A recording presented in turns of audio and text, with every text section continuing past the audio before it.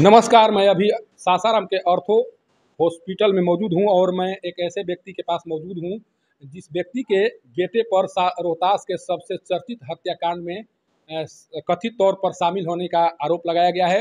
इनके बेटे को गिरफ्तार करके जेल भेज दिया गया है। करहगर में जो एक हत्या हुई, जो पूर्व प्रखंड प्रमुख थे विजेंद्र यादव, उसी हत्या के मामले में लाइनर के तौर पर उसकी भूमिका कथित तौर पर सामने आई, जिसके बाद से उसे गिरफ्तार कर लिया गया। जिस दिन घटना हुई उस घटना के बाद से ये चोटिल अवस्था में इसी बेड पर पड़े हुए हैं। ये घटना के बारे में जानकारी लेने के लिए करहगर गए थे। जब वापस आ रहे थे तो इनकी जो है बाइक दुर्घटनाग्रस्त हो गई, जिसमें इनकी पैर की हड्डी टूट गई है। तब से ये बेड पर पड़े हुए हैं। लगातार ये इनकी सबसे बड़ी समस्या ये है, ये लगातार ये मांग कर रहे हैं या ये कहने का प्रयास कर रहे हैं कि अगर मेरा बेटा उसमें दोषी पाया जाए तो उसे फांसी की सज़ा दे दी जाए। इनकी चिंता इस बात को लेकर है कि एक ऐसे व्यक्ति की हत्या में इनके बेटे का नाम आ रहा है जो सोशल वर्कर के तौर पर काम करते थे। उनकी छवि एक सोशल वर्कर की थी और उसमें इनके बेटे का नाम आना दुर्भाग्यपूर्ण है। ये कह रहे हैं कि मेरे माथे पर एक तरह से या मेरे बेटे के माथे पर एक कलंक लगा हुआ है, जिस कलंक को समझना और उसे अगर वास्तव में वो कलंक साबित हो जाता है तो उसे फांसी दे दिया जाए। अगर वो कलंक उस पर साबित नहीं होता है तो उसे जो जेल में बंद है उसे मुक्त किया जाए। देखिए, ये इनसे बात करने का प्रयास करते हैं। बात करने की स्थिति में है आप? हाँ, बात कर सकते हैं सर। क्या नाम है आपका? केदार पाठक। कैसे चोट लगी आपको? जो मोटरसाइकिल से लगी सर। कहाँ से आ रहे थे? हम घर से आ रहे थे। अच्छा, जो बेटे पर आरोप लगाए गए हैं, बेटा जिस मामले में अभी जेल में बंद है, जैसे ही आपको पता चला कि आपके बेटे को एक हत्या के मामले में गिरफ्तार किया गया है, कैसा लगा उस समय आपको? सर, इस बात को तो सुनकर मैं सन रह गया। मेरा बेटा बीए में सर पढ़ा है, एक विषय भी क्रॉस लग गया। ये हो सकता है कि उसका मानसिक संतुलन खराब हो गया हो, लेकिन हत्यारा नहीं है जी।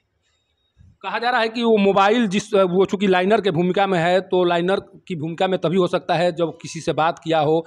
जो मोबाइल उसके पास है, उस मोबाइल की स्थिति क्या है? कुछ लोग बता रहे हैं कि उसमें बहुत दिनों से इनकमिंग बंद है, उसमें रिचार्ज नहीं था। आपको इसके बारे में कुछ जानकारी है? जी सर, बात सही है। 3-4 महीना से वो मोबाइल में रिचार्ज नहीं है। मैं कहा तुम कमाएगा नहीं तो हम तुमको भोजन कराएगा, तुम्हारे मोबाइल में पैसा डालेगा। कभी आपराधिक इतिहास रहा है बेटे का? जी नहीं सर, पूरा जवार से पता कर लीजिए। कभी कोई इतिहास नहीं रहा? जी नहीं सर। अच्छा, आप जब जिनकी हत्या हुई है उनके बारे में क्या जानते हैं?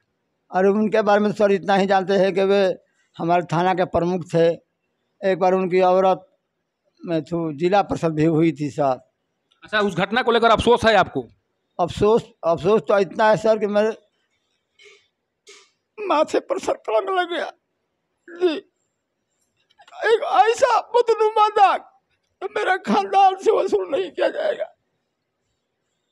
क्या मांग करेंगे प्रशासन, पुलिस से क्या मांग करेंगे आप? पुलिस से तो यही मांग करेंगे सर कि यदि मेरा बेटा दोषी है तो उसे फांसी दे दिया जाए, हमारे सामने गोली से उड़ा दिया जाए। लेकिन यदि निर्दोष है तो इसे न्यायिक जांच किया जाए। बस मैं देखिए, एक पिता के द्वारा इसे क्या ज़्यादा कहा जा सकता है। इनका कहना है, साफ कहना है कि ये जो कलंक लगा है, इस कलंक को धोने के लिए मैं हर वो चीज़ करने के लिए तैयार हूँ जिससे मेरा कलंक धुल जाए। कारण कि ये कह रहे हैं कि ऐसा हो ही नहीं सकता है। उस व्यक्ति की हत्या का अफसोस मुझे अभी भी है बना हुआ है और ये मांग कर रहे हैं, चीख कर मांग कर रहे हैं कि अगर मेरे बेटे के द्वारा इस तरह का कार्य किए गए होंगे तो उन्हें फांसी की सज़ा दे दिया जाए, मेरे सामने उसे गोली से उड़ा दिया जाए।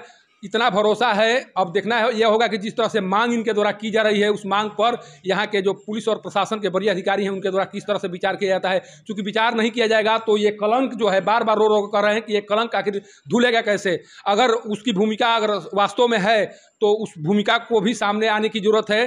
वो ये पता तो चले कि ये कितने दिनों से वो संपर्क में था, किसके संपर्क में था, किसके बहकावे में उसके द्वारा कार्य किया गया। ये सब बात जो है वो सामने आनी चाहिए।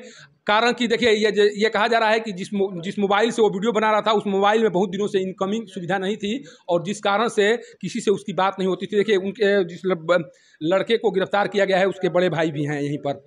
आप कहाँ रहते हैं? मैं सर हैदराबाद में रहता हूँ। जिस दिन घटना हुई थी कहाँ थे आप? मैं अपने ड्यूटी में था, ड्यूटी कर रहा था। क्या पता चला आपको? इस घटना के बारे में क्या पता चला वहाँ पर? मैं जब ड्यूटी करके आया तो मेरा फैमिली यहीं पर है सर, यही मेरा बीबी इधर ही है सर। मेरे को बोला कि भाई का थोड़ा वीडियो बनाते समय पुलिस पकड़ लिया, पूरा पब्लिक उसको मार दिया। फिर मैं तो फिर पापा के पास मैं फ़ोन किया तो मैं सोचा कि जाने दीजिए, पापा है ना, सब चीज़ देख लेंगे, छोटा मोटा गलती है कोई छोड़ा देंगे।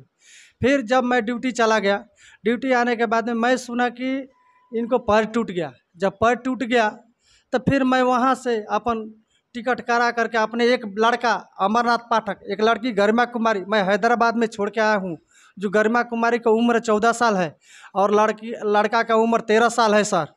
और वहाँ छोड़ अच्छा, क्या यार लग रहा है आपका भाई ऐसा कर सकता है काज? जी नहीं सर, मेरे को विश्वास नहीं है। अगर ऐसा आप पूछ रहे हैं सर, तो हम मांग करके सीबीआई जांच कराइए। आप सीबीआई जांच कराइए सर। मैं एसपी साहब से अनुरोध कर रहा हूं कि आप सीबीआई जांच करिए। अगर हमारे घर पे जाके जांच करिए, पूरा जवार में जांच करिए, किधर भी जांच करिए, हम सीबीआई जांच मांग रहे हैं। अगर मेरा भाई निर्दोष है तो उसको दोषी नहीं किया जाए, उसको निरक्षण अपराध क्षमा करिए। हम लोग कोई परिवार हेतु नहीं, हम सीबीआई जांच मांग रहे हैं सर। अगर दोषी पाया जाता है भाई तो? दोषी पाए तो उसको फांसी पर सजा हम देने के लिए तैयार, हम अपने हाथ से उसको गोली मारेंगे, कानून नहीं मारेगा। देखिए, ये भाई और पिता की मांग है और पुकार है। सोचिए कि कोई भाई और पिता इस तरह से दावे नहीं कर सकते हैं कि अगर मेरा बेटा, मेरा भाई अगर दोषी पाया जाए तो लाइए, मैं उसे खुद फांसी की सज़ा दूंगा या जो भी दंड होंगे वो मेरे द्वारा दिया जाएगा। देखिए, अभी अखिल भारतीय ब्राह्मण महासभा के जिला अध्यक्ष डॉक्टर दिनेश शर्मा जी यहाँ पहुँचे हुए हैं। जैसे ही इन्हें पता चला कि एक व्यक्ति इस स्थिति में अस्पताल में पड़े हुए हैं, इनके कुशल क्षेम को लेकर यहाँ पहुँचे हुए हैं, इनसे बातचीत की गई इनके द्वारा और ये जानने का प्रयास किया गया कि किस तरह से आपका इलाज चल रहा है, क्या कुछ परेशानी है, सारी बात इनके द्वारा जानकारी ली गई। यहाँ पहुँचे हुए हैं, क्या कुछ पता चला अभी जी बात की है इनसे, किस तरह की परेशानी से जूझ रहे हैं ये?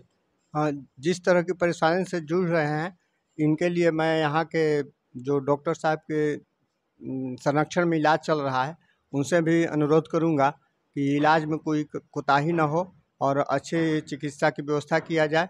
और हमारे अखिल भारतीय ब्राह्मण महासभा रोहतास जिला इकाई की तरफ से इनको आर्थिक रूप से भी सहयोग किया जाएगा।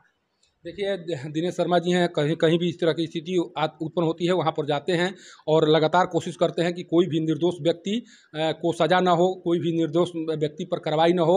और इस मामले में भी इनके द्वारा ये कहा जा रहा है कि एक न्यायिक प्रक्रिया के तहत वो जांच हो या उस तरह की कार्रवाई हो जिसे पता चल सके कि जिस लड़के को गिरफ्तार किया गया है उस लड़की की भूमिका उस हत्या में क्या है। देखिए, अभी ये वरीय नेता भी हैं कांग्रेस के, इनसे भी जानते हैं। आप भी जानने के लिए आए हैं, कितना ये दुखद समाचार लग रहा है आपको?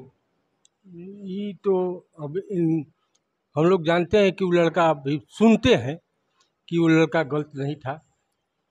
अब जो उसका भूमिका और जो पुलिस उसको गिरफ्तार किया, तो इनके अनुसार या हम लोग के अनुसार कि उसको जांच किया जाए, वास्तव में वो गलत है या सही है।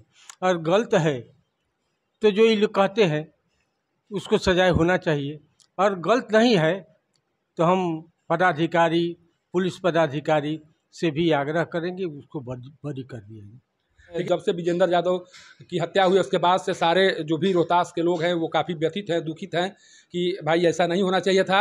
लेकिन उसे भी ज़्यादा दुखद बात यह है कि जिस व्यक्ति के ऊपर कार्रवाई की गई है उस व्यक्ति को लेकर लगातार ये कहा जा रहा है कि वो लड़का ऐसा कर ही नहीं सकता है, वो निर्दोष है, उसके द्वारा अभी तक कोई आपराधिक घटना को अंजाम नहीं दिया गया। इस बात पर अब प्रशासन और पुलिस को विचार करना चाहिए। कारण कि विचार नहीं होगा तो हो सकता है कि गाहे वगाहे अगर किसी कारण से किसी निर्दोष व्यक्ति को सजा हो जाए तो न्याय पर से भरोसा उठ जाएगा और उस समय न तो अधिकारी कुछ कहने की स्थिति में होंगे और न जिनके द्वारा इस तरह की कार्रवाई करने की अनुशंसा की गई है वो उस स्थिति में रहेंगे।